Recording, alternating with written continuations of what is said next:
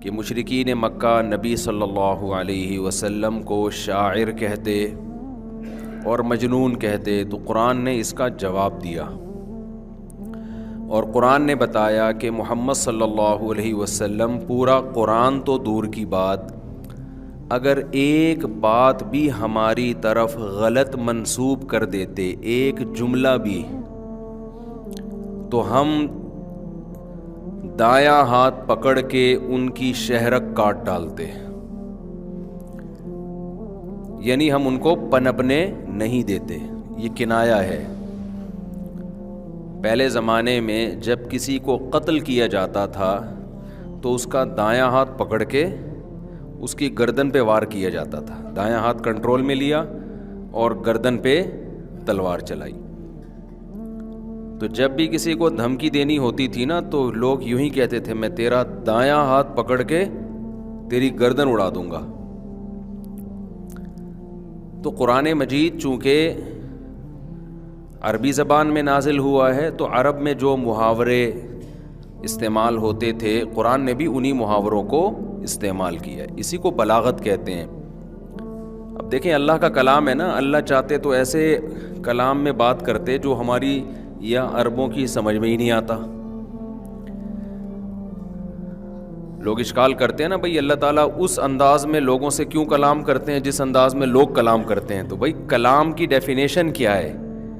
اپنی بات کو لوگوں تک پہنچانے کا جو طریقہ پبلک استعمال کرتی ہے اس کو اس پبلک کی لینگویج اور لغت کہا جاتا ہے، اس پبلک کی زبان کہا جاتا ہے۔ یہ جو گرامر کے قاعدے ہیں نا، گرامر کے، زبان گرامر کے اصول اور ضابطوں کی محتاج نہیں ہوتی، بلکہ گرامر کس کی محتاج ہوتی ہے؟ زبان کی محتاج ہوتی ہے۔ تو اللہ تعالیٰ نے قرآن مجید میں وہی انداز اختیار کیا ہے، یعنی وہی عربی میں نازل ہوا نا، تو عربی اسی زبان کو کہیں گے جو لوگ اس وقت بول رہے تھے۔ ہاں یہ ضرور ہے کہ قرآن عربی میں نازل ہوا لیکن بلاغت کے سب سے اعلیٰ معیار پر ہے۔ بلاغت کسے کہتے ہیں؟ بلاغت کہتے ہیں کون الکلامی مطابقا لمقتضی الحال۔ خوب سمجھ لیں اچھی طریقے سے، ان چیزوں کی بھی لوگوں کو سمجھ نہیں ہے، اس لیے بڑے کنفیوز ہوتے ہیں لوگ۔ کسی بھی زبان میں نا، زبان میں دو خوبیاں جب آپ ڈال دیتے ہیں تو اس سے وہ آپ کی جو زبان ہے وہ بہت اچھی زبان کہلاتی ہے۔ دیکھیں اردو بہت سے لوگ بولتے ہیں، انگلش بہت سے لوگ بولتے ہیں، عربی بہت سے لوگ بولتے ہیں، لیکن کیا سب کا اثر ایک جیسا ہوتا ہے؟ بولنے اگر نہیں ہوتا تو ہوتا ہے، سب کا اثر الگ ہوتا ہے۔ ایک بندہ وہی بات کرتا ہے اس کا اثر الگ ہوتا ہے، ایک بندہ وہی بات کرتا ہے سمجھ میں نہیں آتا بھائی تو بول کیا رہا ہے، خود بھی سمجھ رہا ہے کہ نہیں سمجھ رہا۔ تو ہم جو کہتے ہیں نا یار یہ بندے کا بات کرنے کا جو طریقہ ہے یہ بڑا اٹریکٹیو ہے، تو کیا خوبی ہوتی ہے زبان میں جس کی وجہ سے اس کے کلام میں اٹریکشن پیدا ہو جاتی ہے؟ کیا خوبی ہوتی ہے؟ یہ موضوع اس لیے ضروری ہے کہ قرآن نے جو دعویٰ کیا ہے نا کہ میرے جیسا کوئی کلام نہیں ہے، اس کا مطلب کیا ہے؟ اس کا مطلب کیا ہے کہ اللہ جیسا، قرآن جیسا کوئی کلام پیش نہیں کر سکتا؟ اس کا مطلب کیا ہے؟ یہ مطلب اس وقت تک سمجھ میں نہیں آئے گا جب تک یہ بات سمجھ میں نہیں آئے گی جو میں بتا رہا ہوں آپ کو۔ قرآن کہتا ہے نا میرے جیسا کوئی کلام نہیں، کیا مطلب؟ اتنی اٹریکشن کسی کلام میں ہو نہیں سکتی جتنی اٹریکشن قرآن میں ہے، یعنی وہی بات کو قرآن کے علاوہ آپ بیان کریں گے اتنی اٹریکشن نہیں ہوگی۔ اللہ نے جس انداز سے بیان کیا وہ بہت ہی اٹریکٹیو ہے، اتنا اٹریکٹیو کہ اس سے زیادہ اٹریکشن کلام میں پیدا کرنا پاسبل ہی نہیں ہے، اور عرب عاجز آ گئے تھے، ہتھیار ڈال دیے تھے انہوں نے۔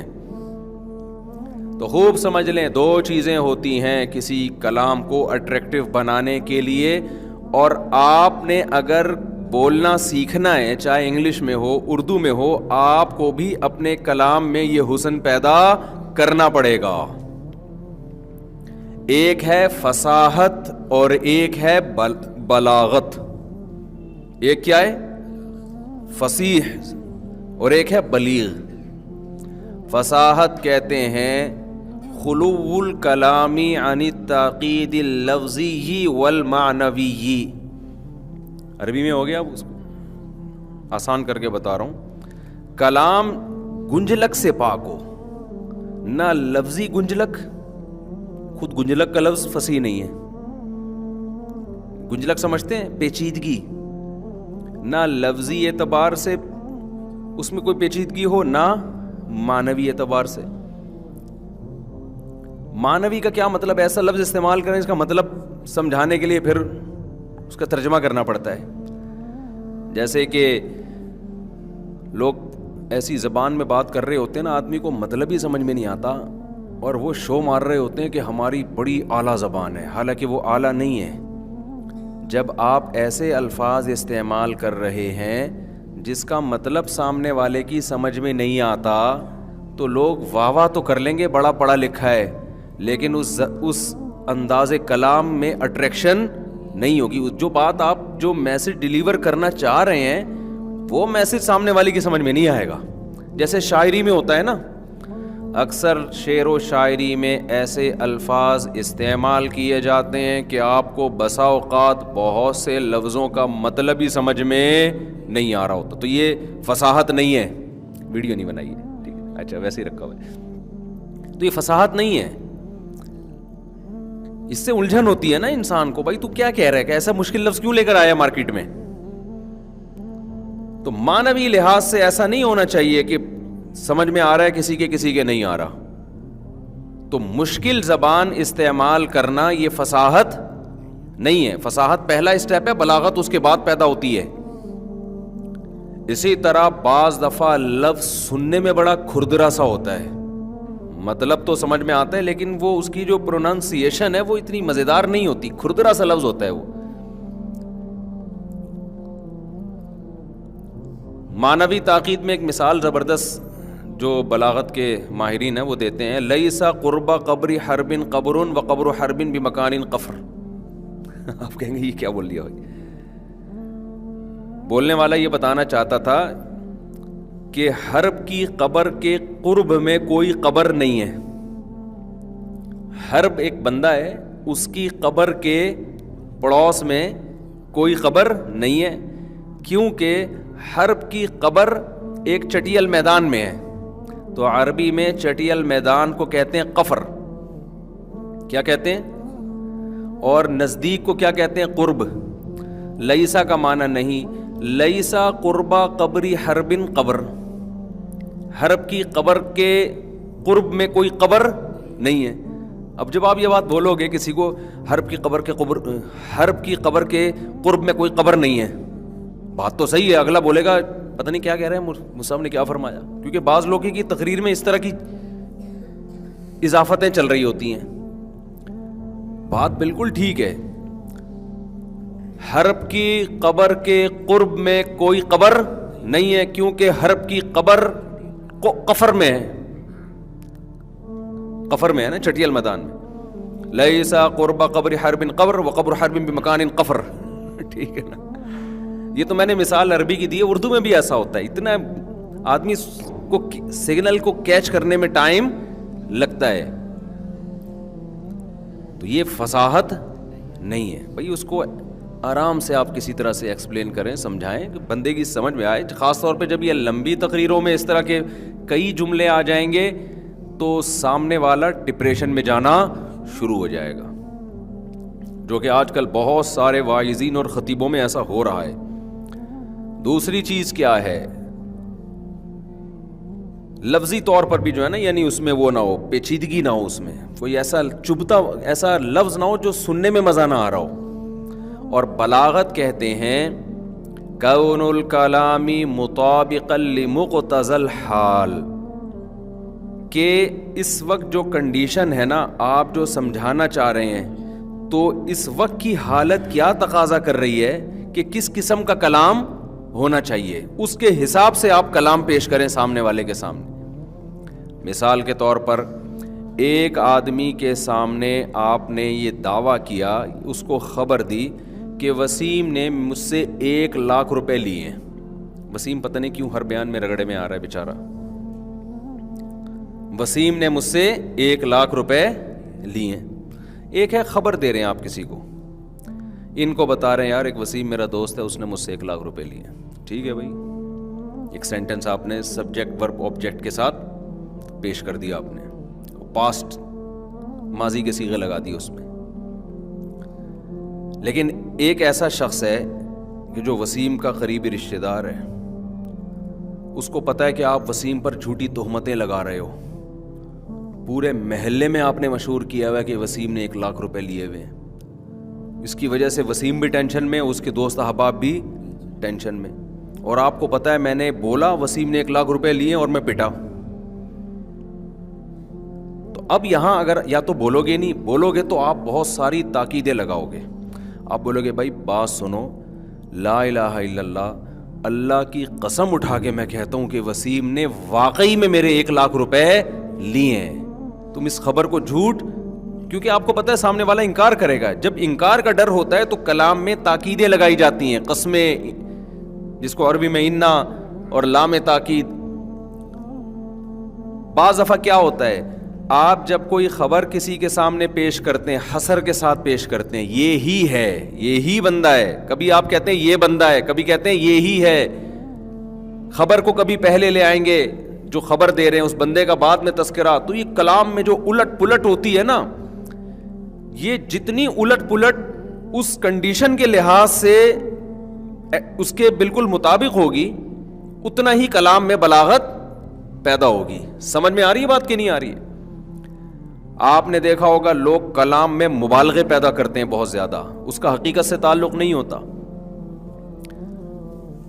مائیں بچوں کو کہہ رہی ہوتی ہے نا کہ میں تیرے دانت توڑ دوں گی, یہ بہت بلیغ کلام ہے. بچے کو مطلب سمجھ میں آ جاتا ہے کہ اب مما کا موڈ ٹھیک نہیں ہے. حالانکہ لفظی ترجمہ اس کا دیکھا جائے تو یہ تو 100% جھوٹ ہے. جب جھوٹ ہے تو فصیح و بلیغ کہاں سے ہو گیا؟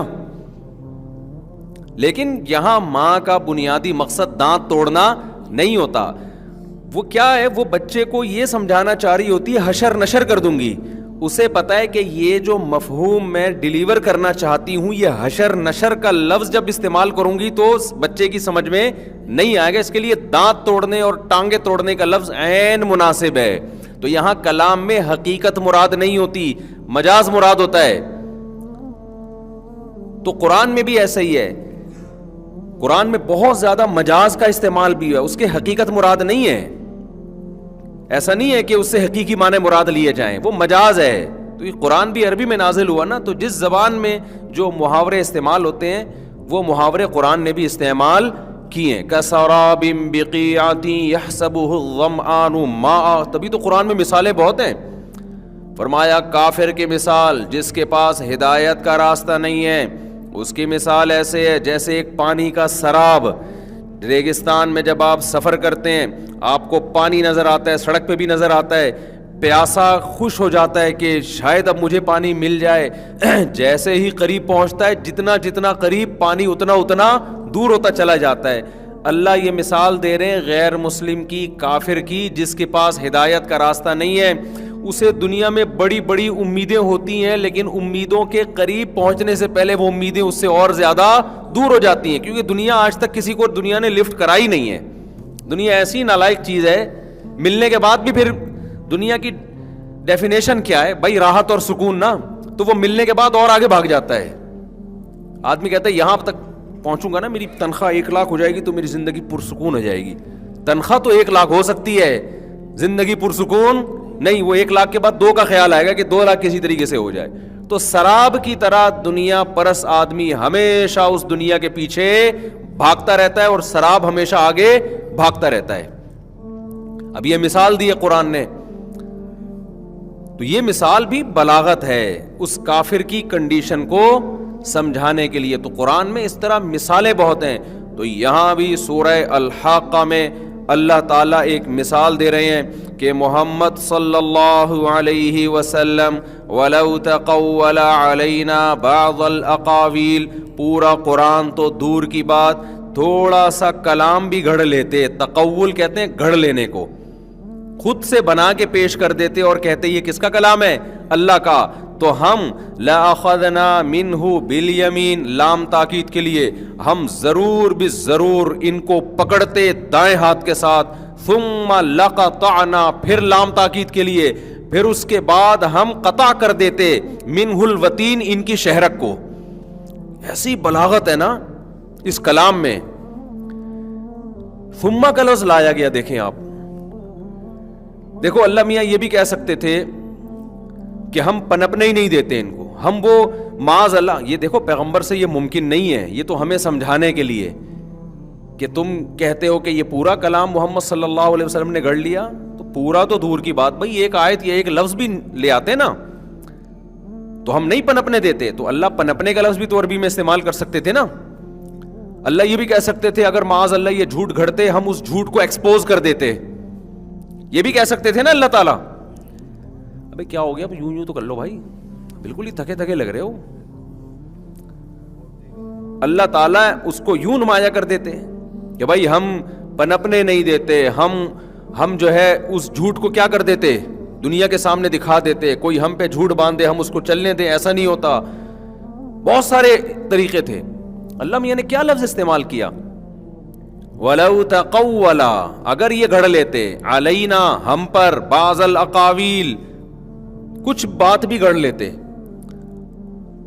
لَأَخَذْنَا. اب دیکھو کیسے اسٹیپ سے قرآن بیان کر رہا ہے. چلے اللہ میاں یوں کہہ دیتے کہ ہم ان کو قتل کر دیتے، زمین میں پنپنے نہیں دیتے، قتل کر دیتے.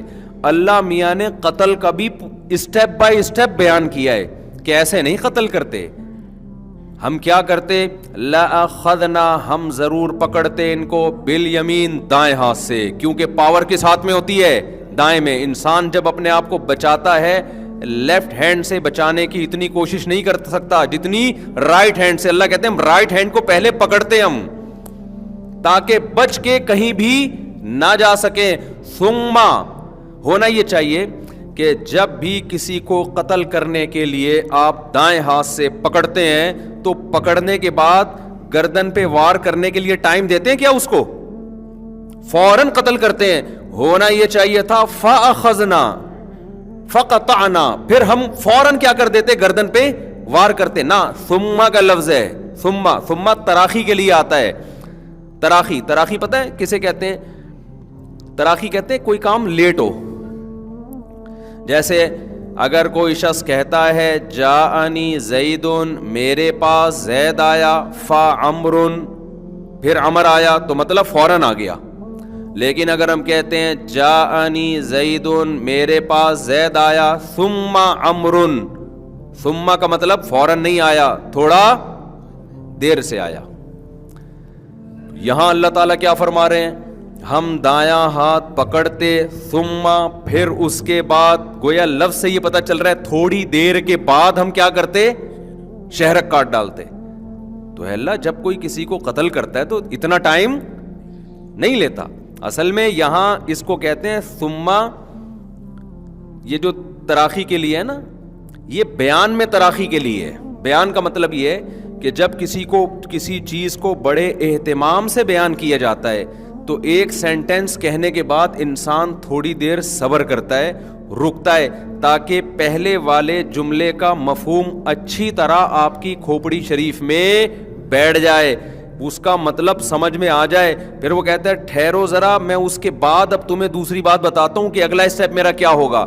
یہ دونوں کام ہوتے تو کنٹینیو ہیں فوراً، لیکن سامنے والے کے دماغ میں بٹھانے کے لیے کہ ہم تمہیں رک کے یہ جملہ بتائیں گے، کیونکہ ایک ایک سینٹنس کی ہماری نظر میں ویلیو ہے. ایسا نہ ہو دونوں سینٹنس کو ملا کے تم سمجھو ایک ہی جملے میں اللہ نے یہ بات کہہ دی ہے. بہت مشکل ہے بھائی بات سمجھانا. تو اس لیے اللہ نے گویا اللہ تعالیٰ یوں سمجھا رہے ہیں کہ اگر یہ ہم پر کوئی ذرہ برابر جملہ بھی گھڑ لیتے تو پہلے ہم ان کا دایاں ہاتھ پکڑتے، اس کے بعد ہم بتاتے ہیں کہ پھر کیا کرتے. گویا اللہ کہہ رہے ہیں ابھی ذرا ٹھہر جاؤ، ٹھیک ہے نا. دونوں کام بڑے اہتمام سے ہوں گے. دایاں ہاتھ پکڑیں گے، پھر اس کے بعد تسلی کے ساتھ، تاکہ کوئی شخص بچ نہ سکے جو ہم پہ جھوٹ باندھے، پھر ہم ان کی شہرک پہ ڈائریکٹ حملہ کرتے. تو یہ سب بلاغت ہے سمجھانے کے لیے کہ یہ ہو ہی نہیں سکتا کہ محمد صلی اللہ علیہ وسلم ہم پر جھوٹ باندھیں اور ہم آپ کو اتنے آرام سے چھوڑ دیں اور بدر میں بھی فتوحات دیں, احد میں شکست کے بعد پھر دوبارہ فتوحات دے دیں, پھر خندق میں بھی فتوحات ملیں, پھر اس کے بعد مکہ بھی فتح ہو, پھر مکہ فتح ہونے کے بعد اسلامی فوجیں دنیا میں پھیلنا شروع ہو جائیں اور جناب بڑی بڑی خلافتیں قائم ہو جائیں. یہ سب نہیں ہوتا.